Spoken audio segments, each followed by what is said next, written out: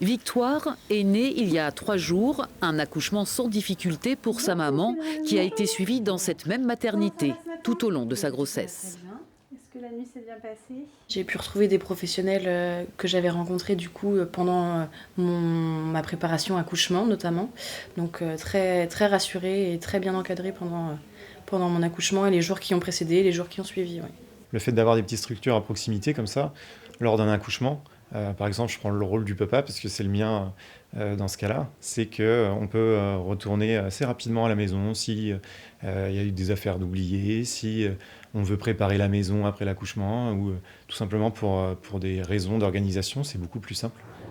Dans cette maternité, on compte en moyenne 800 accouchements chaque année, insuffisant selon un rapport qui recommande de ne plus donner naissance dans ces petites maternités pour des raisons de sécurité pour les mères et les enfants. Si le nombre d'interventions est trop faible, ça veut dire que les médecins en charge de ces interventions, ou les infirmières, ou les sages-femmes, ou tous les personnels de soins, ne sont pas assez exercés pour assurer aux patients une probabilité correcte de soins. Donc, ces centres de soins deviennent, entre guillemets, dangereux pour la population.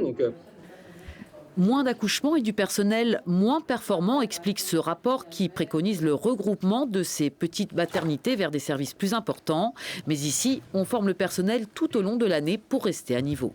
Moi, j'ai mis en place des ateliers de réanimation néonatale depuis 12 ans à la maternité. Tous les mois, je fais des ateliers où toute l'équipe est invitée. Chaque personne de l'équipe passe au moins une fois par an. Dans le département, une autre maternité est concernée par ce rapport, celle de Mayenne, qui avait déjà été menacée de fermeture il y a 2 ans.